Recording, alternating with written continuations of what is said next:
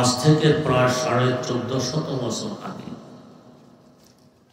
ইরাকে একটি যুদ্ধ সংগঠিত হয়েছিল, নাম জঙ্গে জামাল। এই যুদ্ধে শাহাদাত বরণকারী দুজন সাহাবী 1958 সনে আশেপাশের লোকজনকে স্বপ্নে দেখাচ্ছেন আমাদেরকে অন্যত্র নিয়ে পুনরায় দাফন করা হোক। মুফতিয়ানে কেরামের কাছে ব্যাখ্যা জানতে চাইলে তারা বললেন, কবরের চতুর্দিক খনন করে দেখা যাক, কি অসুবিধা। খনন করার পর দেখা গেল ফোরাত নদী থেকে মাটির নিচ দিয়ে ক্যানাল জারি হয়েছে, সেখান থেকে চুয়ে চুয়ে কবরে পানি আসতেছে। সিদ্ধান্ত হলো লাশ অন্যত্র নিয়ে পুনরায় দাফন করার। কবরগুলো যখন খোলা হলো, মনে হলো কাআন্নাহু দুফিনাল ইয়াউম, যেন আজকে দাফন করা হয়েছে। তরুতাজা লাশ, সামান্যতম পরিবর্তন ঘটেনি। মাটির তো স্বভাব, যা কিছু পায় হজম করে মাটি বানায় ফেলে। এই দুজন সাহাবীকে কেন হজম করলো না, কেন মাটি বানাইল না? মাটিও জিন্দা, সে বোঝে এরা কারা।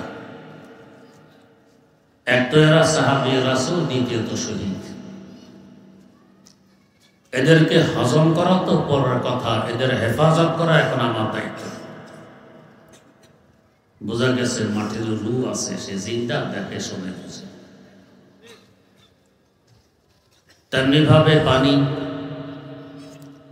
আমরা দেখি রূহ নেই, দেখে না, শোনে না, বুঝে। যদি তাই হয়, কুতুবে জামান হযরত কারি ইব্রাহিম রহমতুল্লাহ আলাইহি উজানির প্রথম পীর, ওনার জীবনীতে লেখা আছে, গভীর রাত জায়নামাজ কাঁধে বাড়ি থেকে দ্রুত বেরিয়ে আসলেন। দেখা গেল সোজা পুকুরের ঘাটে এসে পানির উপর দিয়ে হাঁটতে হাঁটতে পুকুরের মধ্যখানে গিয়ে জায়নামাজ বিছিয়ে আল্লাহু আকবার বলে নামাজে নিয়ত করলেন। ডুবতেছেন। পানির তো বৈশিষ্ট্য, ওজনে কিছু পেলে ডুবিয়ে ফেলা, তাকে ডুবায় না কেন? পানিও চিনে উনিকে। ডুবানো তো পরের কথা, তার সংরক্ষণ আমার দায়িত্ব। এখানে একটি প্রাসঙ্গিক কথা, তিনি চাইলে তাহাজ্জুদ ঘরেও করতে পারতেন, চাইলে মসজিদে করতে পারতেন, পানিতে আসলেন কেন? যদি বুজুর্গি প্রকাশ উদ্দেশ্য হতো, দিনের বেলায় তো আসতে পারতেন, এসেছেন তো রাতের অন্ধকারে। এর রহস্য আল্লাহ ভালো জানেন, আমাদের যতটুকু বুঝে আসে। হাকিমুল ইসলাম আল্লামা কারি তৈয়ব সাহেব রহমতুল্লাহ আলাইহি লেখেন, কখনো দেখবে পানি কলকল শব্দ করে চলে, আবার কখনো নীরব নিস্তব্ধ দাঁড়িয়ে থাকে। যখন দেখবে কলকল শব্দ করে চলে, তখন বুঝবে সে জিকিরে জলি কথা জোরে জোরে জিকির করতে করতে চলতেছে। যখন দেখবে নীরব নিস্তব্ধ, তখন বুঝবে জিকিরে খফি কথা আস্তে আস্তে জিকির করতেছে। সে সবসময় জিকিরে মগ্ন। জিকিরওয়ালার কাছে গেলে কলবে জিকির জারি হয়। 2 নম্বর রহস্য, পানি হলো নরম, এত নরম যে পেটে ঢুকানোর জন্য চিবানোর প্রয়োজন পড়ে না, গিললেই পেটে ঢুকে। নরমের কাছে গেলে কলব নরম হয়, শক্তের কাছে থাকলে কলব শক্ত হয়। আগের যুগে একজন মানুষ মারা গেলে পুরা গ্রামে শোকের ছায়া নেমে আসে। এখন চোখের সামনে কত মানুষ মারা যাচ্ছে, অনুভূতিতেও আসে না। আগে মানুষ কাঁচা ঘরে থাকতো, নরম ঘরে থাকতো, অন্তর নরম ছিল। এখন পাকা ঘরে থাকে, শক্ত ঘরে থাকে, অন্তর শক্ত হয়ে গেছে। তো পানি নরম, নরমের কাছে গেলে কলব নরম হয়। নরম কলবে সহজে আমার আল্লাহ পাক ধন্না দেন। যেহেতু তিনি নরম, তার রাসূল সাল্লাল্লাহু আলাইহি ওয়াসাল্লাম, তাই আল্লাহর এক ওলি বলেছিলেন, আয় রব তো কারিমি ও রাসূল তো কারিমি, আয় রব তো কারিমি ও রাসূল তো কারিমি, সদ শুকর কে হাসতে মুমিয়ানে তো কারিমি, সদ শুকর কে হাসতে মুমিয়ানে তো কারিমি। আল্লাহ তুমি এক নরম মেহেরবান খোদা, তোমার হাবিব সাল্লাল্লাহু আলাইহি ওয়াসাল্লাম আরেক নরম মেহেরবান রাসূল। দুই নরমের মধ্যখানে আমি, আশা করে ফেলে দিতে পারবেন। যারা শক্ত নিষ্ঠুর এরা তাড়িয়ে দেয়, যারা নরম এরা বুকে জড়িয়ে ধরে। তো নরমের কাছে গেলে কলব নরম হয়, নরম কলবে সহজে আমার আল্লাহ ধন্যা দেয়। তাই পানিতে গিয়ে নামাজে নিয়ে বাতাস আমরা দেখি, বাতাসের রু নেই, দেখে না, শুনে না, বুঝে না। যদি তাই হয়, হাকিমুল ইসলাম আল্লামা কারি তৈয়ব সাহেব রহমতুল্লাহ আলাইহি লেখেন, আল্লাহর এক ওলি যমুনা নদীর তীরে বসবাস করতেন। নাম ছিল শাহ দৌলা। উনি ওনার স্ত্রী একটি নড়বড়ে ঝুপড়ির মধ্যে বসবাস করতেন। একদিন জোরে সোরে তুফান আরম্ভ হয়, ঝুপড়ি এখনই উড়িয়ে নিয়ে যাবে। উনি আল্লাহ বিল্লাহ মগ্ন, স্থির, কোনো বিচলতা নেই, পেরেশানি নেই, থাকবেই বা কেন? উনি তো বোঝেন আমি তো একজনের গোলাম। মনে যেভাবে গোলামকে রাখতে পছন্দ করে, গোলামের শান এভাবে থাকতে পছন্দ করে। গোলামের শান হলো গার জিন্দা কোনে আতা এতু গর্ব খুশি ফেদা এতু, গার জিন্দা কোনে আতা এতু গর্ব খুশি ফেদা এতু, ও দিল শুদা মুবতালা এতু হারচে কোনি রেজা এতু। আল্লাহ যদি জীবিত রাখেন আপনার অবদান, যদি মেরে ফেলেন আপনার জন্যই তো করবেন। এক ব্যক্তি গোলাম খরিদ করে জিজ্ঞেস করতেছে, বেটা তুমি কি খাবে? গোলাম জবাব দেয়, আপনি যা খাওয়ান। কি পড়বে? আপনি যা পড়ান। কোথায় থাকবে? আপনি যেখানে রাখেন। কি করবে? আপনি যা করান।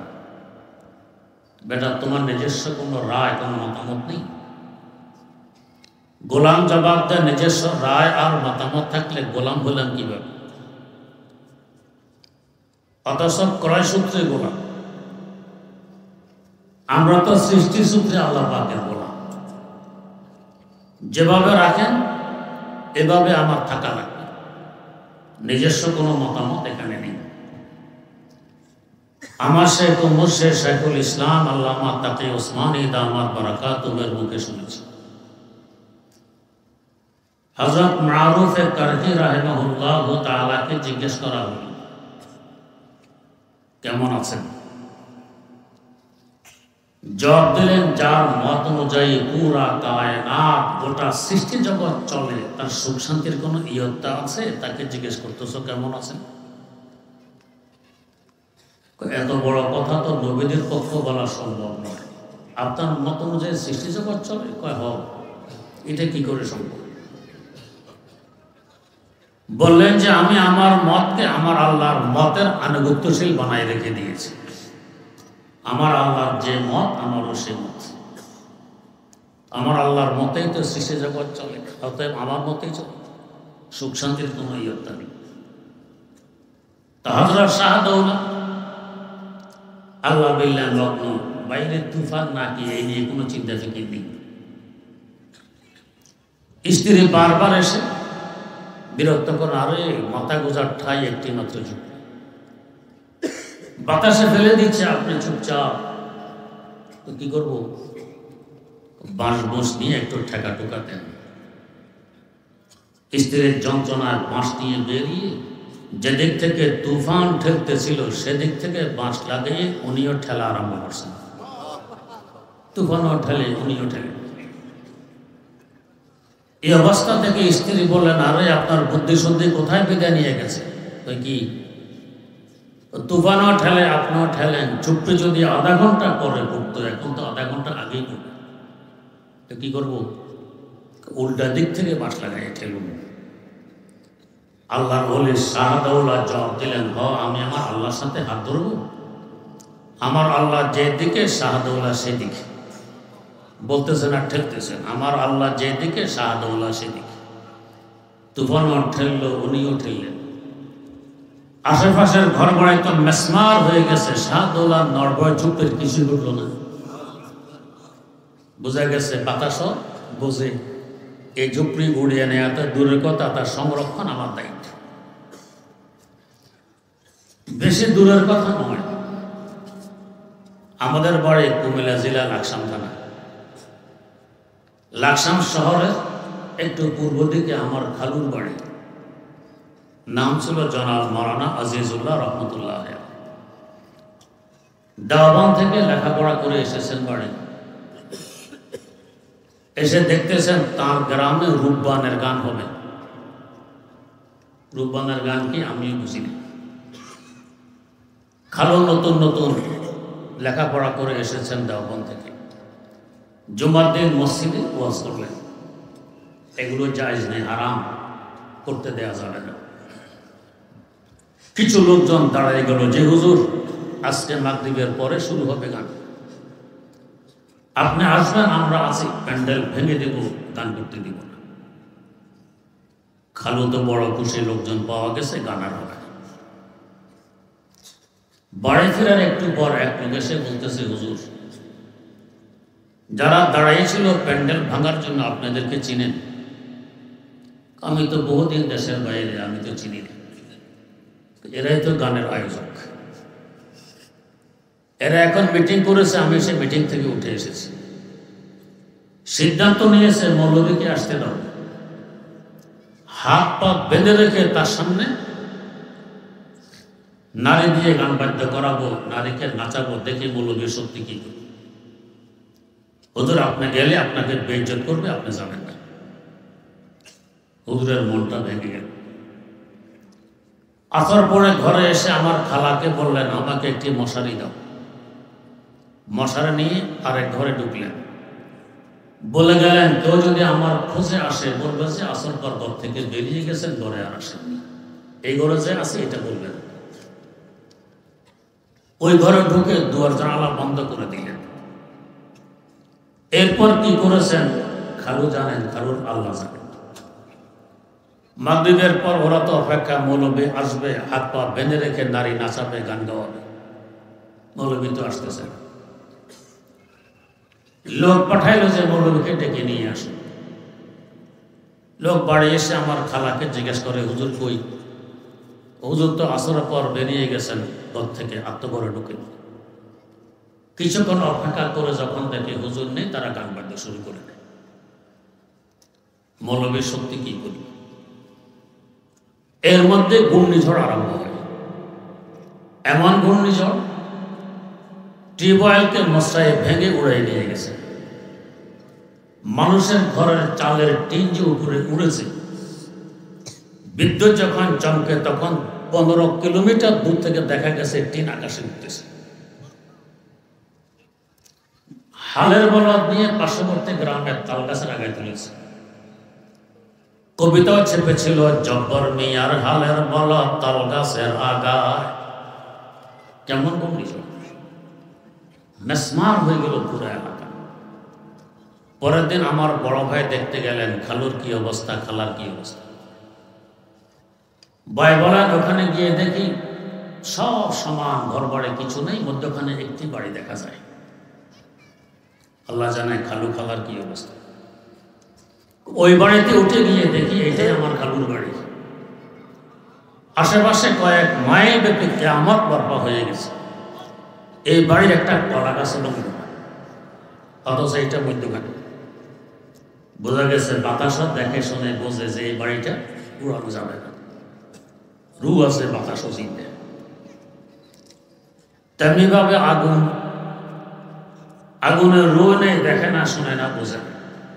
যদি তাই হয়, শাইখুল হাদিস আল্লামা জাকারিয়া রহমতুল্লাহ আলাইহি লিখেছেন তারিখে মাশায়েখে চিশত নামক কিতাব।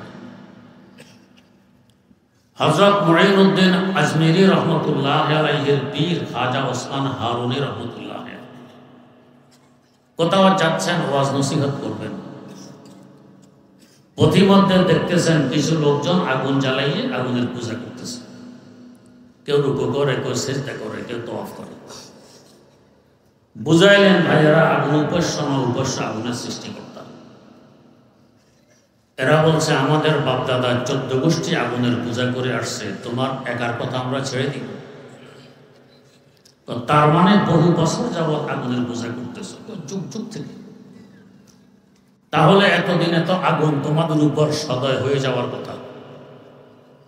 একটি আঙ্গুল আগুনের ভিতরে ঢুকাও, যদি দেখো আরাম লাগে, ঠিক আছে, পূজা করো, পূজার কাজে লেগে গেছে, পূজার বিনিময়ে আগুন তোমাদের উপর সদয় হয়ে গেছে, নিষেধ করবো না। আর যদি দেখো আরামের পরিবর্তে গরম লাগে, চলে যাচ্ছে, এই যুগ যুগের পূজা সব জ্বলে গেল, লাভ হইল। এরা বলছে তাহলে আপনি একটি আঙ্গুল দোকান দেখি আপনার সৃষ্টিকর্তা আপনাকে রক্ষা করে কিনা।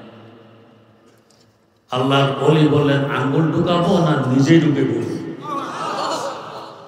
ঈমান কত মজবুত, কি আস্থা আমার আল্লাহর উপর। এই কথা বলে ঢুকে পড়লেন আগুনের ভিতরে। কিছুক্ষণ ঘুরে ফিরে বেরিয়ে আসলেন, একটা পশমও জ্বলল না। বোঝা গেছে আগুনের রু আছে, দেখে শুনে বুঝে যে কে আমার ভিতরে জ্বালানো তো করার কথা, হেফাজত আমার দায়িত্ব। তেমনিভাবে আপনাদের অজানা নেই, আল্লাহর খলিল সাইয়্যিদানা হযরত ইব্রাহিম আলা নবিয়িনা ওয়া আলাইহিস সালাতু ওয়াস সালাম, আল্লাহর দুশমন কমবক্ত নমরুদ তাকে আগুনে নিক্ষেপ করে। হযরত জিবরিল আমিন আলাইহিস সালাম আল্লাহ পাকের দরবারে গিয়ে বলেন, আল্লাহ, দুনিয়াতে একমাত্র মানুষ আপনার তাওহীদের পতাকাবাহী আপনার খলিল ইব্রাহিম, তার সাথে আপনার দুশমন নমরুদের এই আচরণ, এটাকে সহ্য করা যায়? আল্লাহ একটু অনুমতি দিন, আগুনগুলো তুলে নিয়ে নমরুদের মাথায় ঢেলে দিই। আল্লাহ পাক বললেন, জিবরাইল, যার ব্যথায় ব্যথিত হয়ে আমার কাছে অনুমতি চাইতে এসেছে, তাকে গিয়ে একটু জিজ্ঞেস করে দেখো তিনি কি বলেন। নমরুদ আল্লাহর খলিলকে আগুনে ফেলে, আল্লাহ পাক অপেক্ষায় আছেন খলিল পরীক্ষায় পাশ করেন কি ফেল করেন। আগ হ্যায় औलाद इब्राहिम है नमरूद है, आग है औलाद इब्राहिम है नमरूद है, फिर किसी को क्या किसी का इम्तिहान मकसूद है। जिब्रील आमीन ছুটে আসলেন খলিলের কাছে। খলিল, একমাত্র তাওহীদের পতাকাবাহী মানুষ আপনি, আপনার সাথে আল্লাহর দুশমন নমরুদের আচরণ, এটাকে সহ্য করা যায়? একটু অনুমতি দিন, আগুনগুলো তুলে নিয়ে নমরুদের মাথায় ঢেলে দিই। এমন সুযোগ আমাদের সামনে আসলে কি বলতেন? হুজুর, আর দেরি করার কি কাজ, তাড়াতাড়ি কাজ সেরে ফেলুন, জগৎবাসী বুঝবে আমি যে বিশ্ব হই, দুনিয়াবাসী টের পাবে আমি যে সুফি সম্রাট। বাস্তবে যারা ওলে তারা লুকিয়ে থাকার চেষ্টা করেন, ডন্ডুটা পিঠের নামই সুফি সম্রাট। খলিল জবাব দিলেন, জিবরাইল, যার কারণে আমাকে নমরুদের আগুনে আসতে হয়েছে তিনি দেখেন না আমার কি অবস্থা, আপনার কাছে সাহায্য চাইতে হবে কেন? বেখতর কূদে পড়া আতিশে নমরুদ মে ইশকো, बेखतर कूद पड़ा आतिश नमरूद में इश्को, अक्ल है महवे तमाशा ए लबे बाम अभी, पुख्ता होती है अगर मुझे को अक्लो, इश्क हो मुस्लिहतन देश अगर खामो अभी, इश्क फरमूदा कासद से सुबह में अमल, अक्ल समझी ही नहीं माना ए पैगाम अभी, अक्ल समझी ही नहीं माना ए पैगाम अभी। इश्क मोहब्बत और प्रेम प्रीति वाला যে কাজ যে কথা এখন বুঝে ফেলে যুক্তির গোলামরা 100 বছর পরও এটা বুঝতে পারে না। খলিল পরীক্ষায় পাশ করে দিলেন, হুকুম চলে আসলো, ইয়া নারু কুনি বারদাও ওয়া সালামান আলা ইব্রাহিম। ও আগুন তুই ঠান্ডা হয়ে যা, তবে এত ঠান্ডা নয় যে আমার খলিলের কষ্ট হবে, আরামদায়ক ঠান্ডা। সাধারণ তাফসীর গ্রন্থে তো একথায় লেখে, নমরুদের আগুনকে সম্বোধন করে আল্লাহ পাক বলেন, ও নমরুদের আগুন তুই ঠান্ডা হয়ে যা। শায়খ আকবর ইবনুল আরবি রহমতুল্লাহ আলাইহি একজন ব্যতিক্রম ধর্মী আল্লাহর ওলি ছিলেন। তার রচিত একটি তাফসীর গ্রন্থ আছে, দারুল উলুম করাচির কুতুবখানায় আমি পড়েছি। এই আয়াতের তাফসীরে তিনি বলেন, নমরুদের আগুনকে কেন বলতে হবে ও আগুন তুই ঠান্ডা হয়ে যা? আগুনের চোখ নেই, সে দেখে না তার ভিতরে কি? তাহলে কোন আগুনকে সম্বোধন করে আল্লাহ পাক বললেন, ও আগুন তুই ঠান্ডা হয়ে যা? এর রহস্য হলো, আশিক যখন নির্জনে যায়, প্রেমিক যখন নির্জনে যায়, তখন তার রগ রেশায়, মন মানসিকতায় প্রেমাস্পদ ছাড়া আর কিছু থাকে না। আল্লাহর বলে নমরুদের আগুনের ভিতরে কেমন নির্জন। আপনি অন্ধকার থেকে অন্ধকার কুঠুরিত যদি ঢুকুন, মশামাছি হইলেও তো আছে, একেবারে নির্জন হয় না। আগুনের ভিতরে পোকামাকড় নেই, মশামাছি নেই, কিছু নেই, একমাত্র আছে খলিল, আছে খলিলের আল্লাহ। তার মন মানসিকতা রগ রেশায় তখন আমার আল্লাহ ছাড়া আর কিছু আছে। এ সময় কি তিনি আগুনের ভিতরে না কিসের ভিতরে খবর থাকার কথা? এই মুহূর্তে তার ইশকের আগুন, প্রেমের আগুন এমন ভাবে দাউদা করে জ্বলে উঠেছে, আল্লাহ পাক তার প্রেমের আগুনকে লক্ষ্য করে বললেন, ও আমার খলিলের প্রেমের আগুন তুই একটু ঠান্ডা হয়ে যা। তার প্রেমের আগুনকে ওই দিন আদেশ দিয়ে লাগাম না লাগাইলে তার প্রেমের আগুনে পুরো জগৎবাসীকে প্রেমিক বানাইয়ে জ্বালিয়ে পুড়িয়ে বর্ষ বানাই দিচ্ছে। इश्क फरमूदा कासद से सुबह में अमल, इश्क फरमूदा कासद से सुबह में अमल, अकल समझी ही नहीं माना पैगाम अभी। 40 দিন রইলেন নমরুদের আগুনে, একটা পশমের আগাও তো জ্বলল। আগুনও দেখে শুনে বুঝে আমার ভিতরে কি জীবন আছে। পাথর জড়া পদার্থ, দেখে না, শোনে না, বোঝে না, রু নেই, জীবন নেই, যদি তাই হয়। আরে বিল্লাহ আল্লামা জালালউদ্দিন রুমি রহমতুল্লাহ আলাইহি মুস্তাফি শরীফে লিখেছেন, একদিন আবু জাহলের মনোরম 6টি পাথরের টুকরা মুঠের ভিতরে লুকিয়ে দরবারে নবুয়তে উপস্থিত হয়ে বলছে, ভাতিজা তুমি তো আমাদেরকে আকাশের উপরের এবং জমিনের নিচের কথাবার্তা শোনাবে, যা আমরা দেখি না তাই বিশ্বাসও করি। আমার মুঠের ভিতরে কিছু বস্তু লুকিয়ে আছে, এগুলো আকাশের উপরেও নয়, জমিনের নিচেও নয়, তোমার সামনে মুঠের ভিতরে।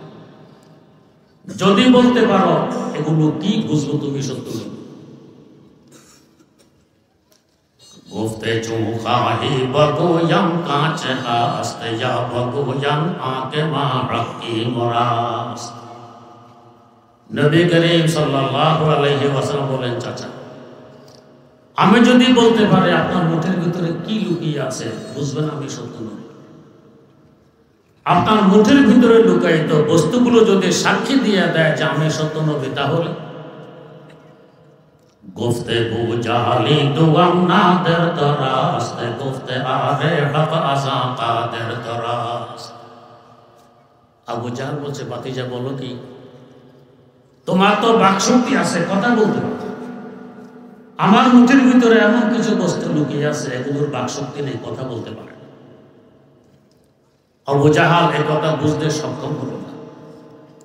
আমাদের মুখের ভিতরে এক টুকরা গোশত, যাকে জিহ্বা বলা, নাড়া মারলে কথা বেরিয়ে আসে।